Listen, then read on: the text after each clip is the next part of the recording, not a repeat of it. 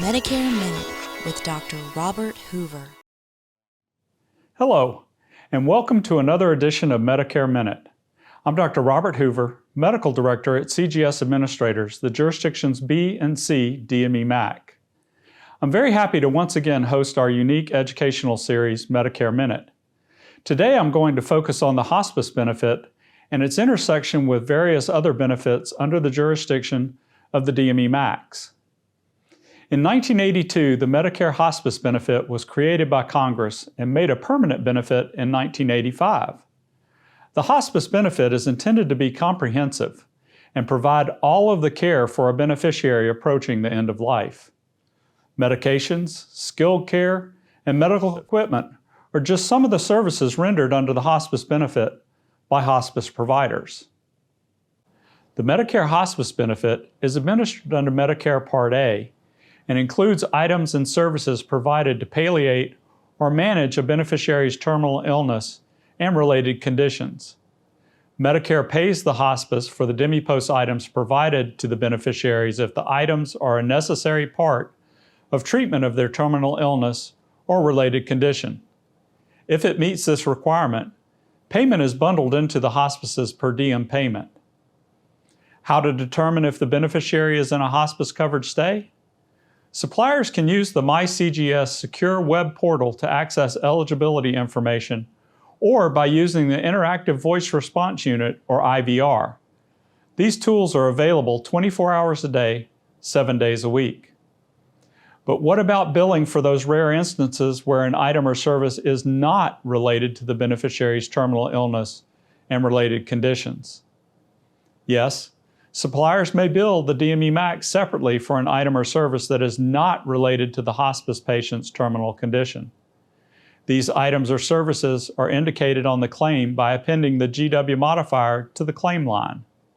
Use of the GW modifier means that the item or service is not related to the hospice patient's terminal condition.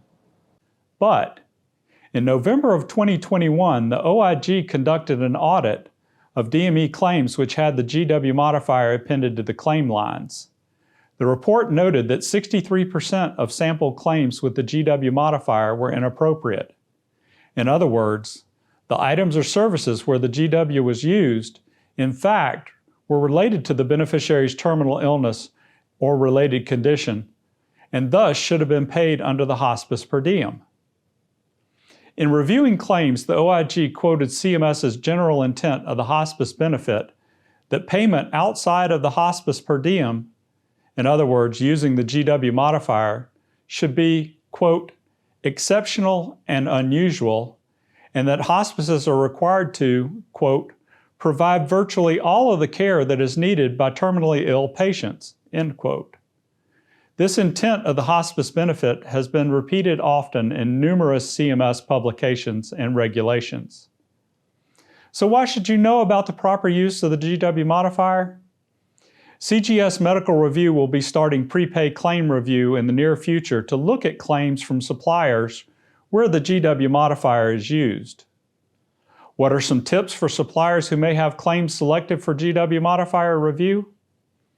First, you need to maintain close communication with the hospice provider to ensure that the use of the GW modifier is appropriate. Second, before using the GW modifier, ask the hospice provider to send you their hospice election statement addendum.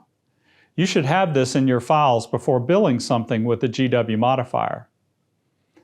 The hospice election statement addendum document, created by CMS in 2020, is designed to provide essential information for patients, their families, and the caregivers to make informed care decisions and to anticipate any financial liability associated with needed items, services, and drugs not provided under the Medicare hospice benefit. What kind of information is included in the hospice election statement addendum? A complete list of the requirements for this document may be found in the CMS Benefit Policy Manual, Chapter 9, Section 20.2.1.2, and you'll find a link to this chapter on the page where you viewed this video. I strongly encourage you to review the entire section, but I'll highlight a couple of the important points that the hospice is required to list in this addendum. 1.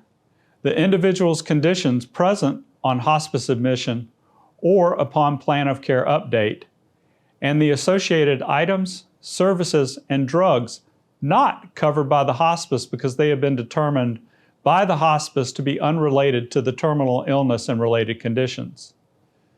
2.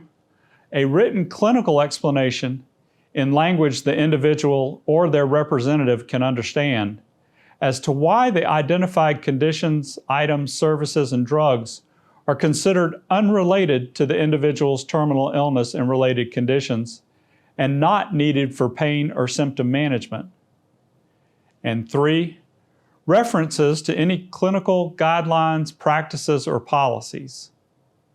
The bottom line, the Hospice Election Statement Addendum is an educational document for the hospice beneficiary, their families, or caregivers, and any other stakeholders like DME suppliers and even Medicare administrative contractors.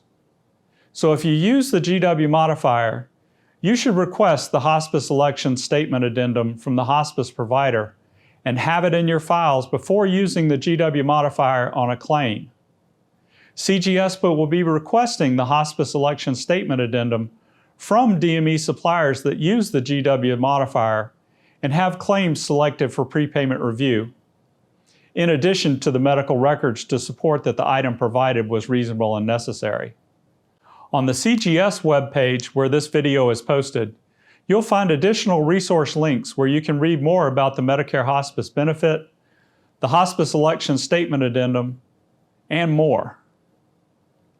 That does it for this edition of Medicare Minute.